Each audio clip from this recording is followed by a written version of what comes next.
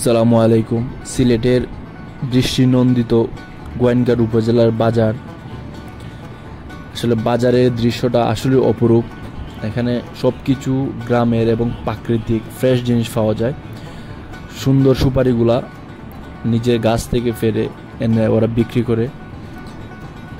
এখানের ব্যবসায়ীদের তেমন কোনো স্টল, নামি দামি স্টল তেমন নাই, কিন্তু তাদের যে পণ্যগুলা সেগুলো সবগুলোই অর্গানিক। আর বিশেষ করে রাত্রের যে দৃশ্যটা, এই রাস্তা দিয়ে হাঁটলে অনায়াসে আপনি বাজার ছাড়াও যদি এদিকে হাঁটাচলা করেন, আপনার মন ভালো হয়ে যাবে, এটার গ্যারান্টি।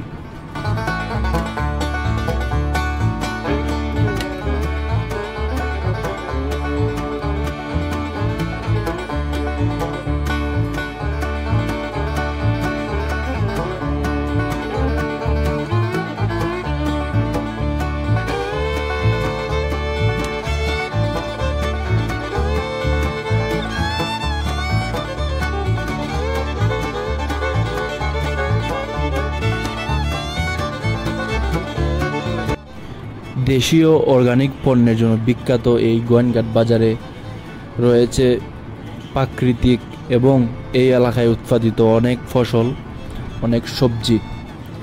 এই বাজারের সাইডেই অনেক ছোট ছোট দোকান, যেগুলোর মধ্যে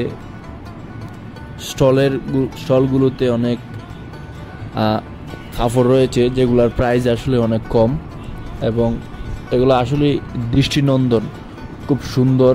রাস্তার সাইডে দেখলেই আপনার মনে হবে যে খুবই সুন্দর একটা পরিবেশে তারা এই ব্যবসাগুলো করছে। আসলেই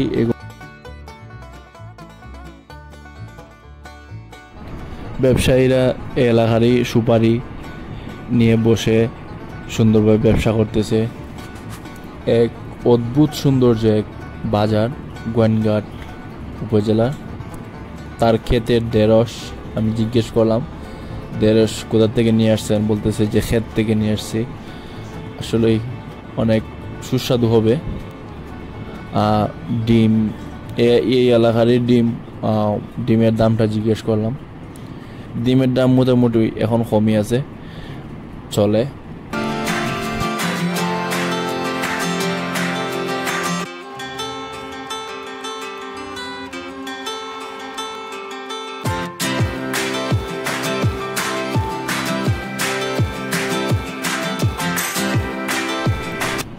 আজকের সবচেয়ে মজার একটি ঘটনা হলো, একজন ডিমওয়ালা, উনি নিজের খামারের ডিম মনে হয়তো বা বাড়ির ডিম হবে, উনি সবগুলা ডিম বিক্রি করে ফেলছেন। তো আর একটা ডিম বাকি ছিল অবশিষ্ট। আমি আসলে ওনাকে জিজ্ঞেস করলাম, একটু মজার ছিল, জিজ্ঞেস করলাম সবগুলা ডিম কি বিক্রি করে ফেলছেন, এটার দাম কত, বেচবেন কিনা? উনি মজা করেই বললো যে না, এটা বাড়িতে নিয়ে যাব।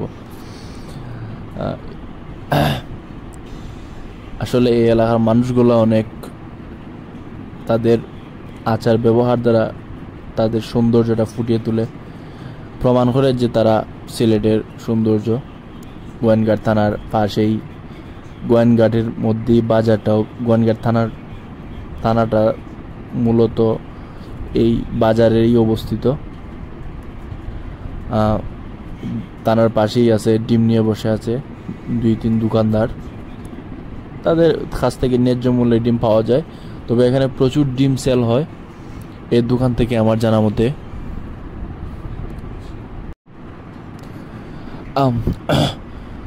বাজারের আর একটু ভেতরে ঢুকতেই চোখে পড়লো একজন চাচা, ওনার ক্ষেতের কিছু শাক নিয়ে বসে আছেন। শাকগুলো আমার কাছে আসলে অপরিচিত মনে হয়েছে, তাই কি নাম শাকের এটা জিজ্ঞেস করলাম। এটা কি পালং শাকের মতো, কিন্তু এটা পালং শাক না, তবে শাকগুলো অনেক সুন্দর। তারপরে ধীরে ধীরে হাঁটতে হাঁটতে মাছের বাজারের দিকে গেলাম। মাছের বাজার তেমন একটা বড় না হলেও এখানে পরিবেশটা মোটামুটি ভালো, তেমন কোনো অসুবিধা হওয়ার কথা না। মাছের বাজারে ফ্রেশ দেশীয় মাছ এখানে অ্যাভেলেবল। সুন্দর একটি বাজার।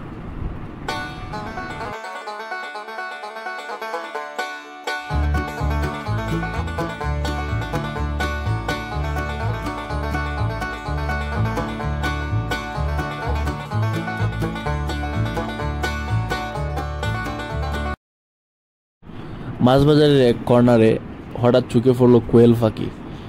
কোয়েল পাখিগুলো আসলে অনেক সুন্দর, আর এগুলো অনেক ডিম দেয়। দেখলে একটু কাছে গেলাম। আবার এখানে জেলেরাও তাদের মাছ নিয়ে বসছে, তাদের দেশীয় তারা প্রোডাক্ট। এখন মেইন গোয়েনঘাট উপজেলা বাজারের সবজি বাজার, এখানেই সব ধরনের সবজি পাওয়া যায়। তো এখানের দোকানদারকে জিজ্ঞেস করলাম করলা কত, বললো যে 80 টাকা কেজি। তারপরে জিজ্ঞেস করলাম ঝিঙ্গা কত, বললো 80 টাকা কেজি। মানে সব সবজিরই মোটামুটি দেখলাম দামটা একটু বেশি, আমার কাছে একটু বেশি মনে হলো। আর তারপর লেবুটা জিজ্ঞেস করলাম, লেবু তো অনেক আগে 200 টাকা পর্যন্ত ছিল, এখন কত টাকা? বললো যে এখন 30 টাকা হলে। মোটামুটি লেবুর দামটা অনেক কম এখন। দোকানদারের সাথে খুনসুটি করে সবগুলো জিজ্ঞেস করে তারপরে চলে গেলাম আর একটু সামনে অন্য দোকানদারের কাছ থেকে যাচাই বাছাই করার জন্য। তো ওইখানে গিয়েও জিজ্ঞেস করলাম, সেইমই অবস্থা, সব সবজির বাজারের সব সবজির দাম সেইমই। এই লতাও এখন 70 টাকা হাঁটি। তো অনেক দাম, আমার মনে হলো যে অনেক দাম। পাশের দোকানদার বুঝে ফেলছে আমি যে ভিডিও করি, ও হাসতেছে।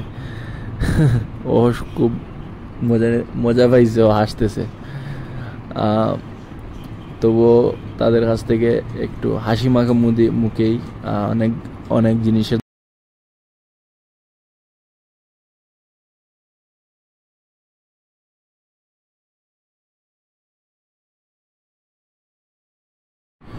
সব কিছু শেষ করে বন্ধুকে নিয়ে একটু খাওয়া দাওয়া করলাম।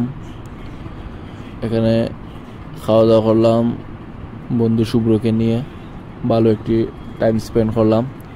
পুরা বাজারটা ঘুরে ঘুরে দেখলাম, আসলে মুডটা ফ্রেশ হলো। তারপরে খাওয়া দাওয়া শেষে একটা চা খেলাম। এখানে বিখ্যাত চা সবজি বাজারের ভেতরে একটা কর্নারে। এখানের চাগুলো অনেক মজাদার, রং চা বিশেষ করে স্পেশাল। এখানে খাবার দাবার পরে আস্তে আস্তে করে হেঁটে হেঁটে চলে গেলাম। তো আজকের মতো এখানেই, ভালো থাকবেন, সুস্থ থাকবেন, আসসালামু আলাইকুম।